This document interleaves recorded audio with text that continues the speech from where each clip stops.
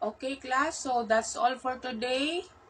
So, ang akong kuanha, i-remind ta mo, karong Monday, kailangan nakapasa na tanan sa project o sa assignment. Okay? So, okay, ma'am. Class dismissed. Okay. Uy, gadali. Uy, kinukita ko sa kong boyfriend. Uy, nung di ka. Uy, sige ra kag wagwapa dia. Huh? Narbatay project ug assignment. Project? Hala. Project ug assignment? Hala ka, uy. Wala ko kadungog kang ma'am kay busy ko. Na-busy ko, uy. Hala, kanusta daw? Oh, Miss Cordapia, pwede magpabilin sa kakadyot? Pwede mag-istorya sa ta? Ha? Kahinan sa nimog oras? Ay, ma'am. Okay, ma'am. Wala, nakulbaan ko, day. Hala ka, day. Bantay jud ka kang ma'am. Sige na, kadali lang. Gusto lang sana ko si ma'am. Una na lang nga. Ali, day. Lingkod. Mag-istorya ta.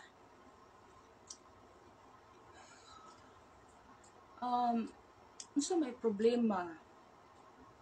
Kanang sultian na lang ta ka, ha? Nung ubos na imo mga grado. So, dili na katap. Ginambog ra bati ka sa akong mga co-teachers na bright ka, gwapa pa, unya karon. Nganong naing ani man? Nganong gahinahinay ubos imong mga grado? Unsay problema jud nimo? Ay, ma'am, kanang maulagin ma'am kanang nagka-boyfriend na manggod ko lately, ma'am, then wala gani kabalo akong parents dahil wala ko nagsaba sa ilangan na ako'y boyfriend. Sayang manggod ma'am, dili na ko maka-focus kay syempre lahi na ba pag naay boyfriend ma'am kanang kung manghanggat siya nga maglakaw imbis mag-study maglakaw nga na dili ko kabuhat sa akong assignments, dili ko kabuhat sa akong projects. So, sorry kaayo ma'am. Okay. So, na kay boyfriend. So, imbis na maka-inspire sa imuha, sa imong pag-eskwela, ingana na nun nahitabo. Wala na nun kay time sa imong pagbuhat sa imong assignment o sa imong project o mag-study. Ingani ni siya. Ani ra man siya kay dili man ka na ko kay ako isip nga ikaduhang inahan nimo sa eskwelahan. Di mangyud ta ka mabutan ana imuhang boyfriend. Isa pa wala pagid kabalo imong parents about ana. Why not ipailaila sa nimo siya, dalon nimo siya dito sa inyong balay para mailhan siya sa imong ginikanan ug mabalaan pud nila unsay batasan sa imuhang boyfriend. Kung nakaapekto sa imong pag-eskwela na ang pag-boyfriend, murag dili na pud na siya maayo, di ba? So, ingani na lang akong tambag sa imuha day.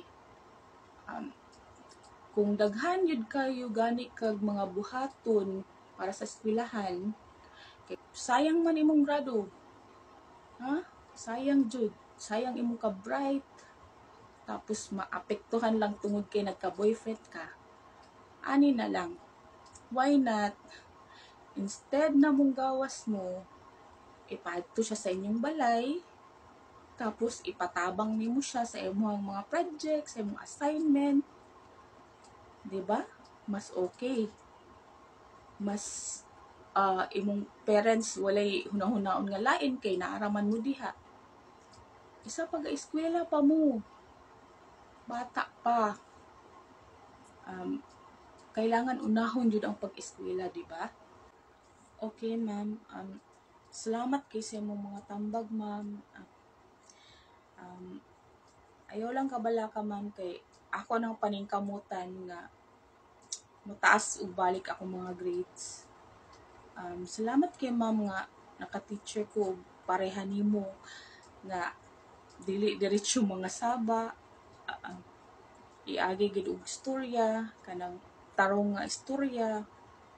Salamat kaayo ma'am. Thank you kay nga naka-teacher ko og pareha nimo.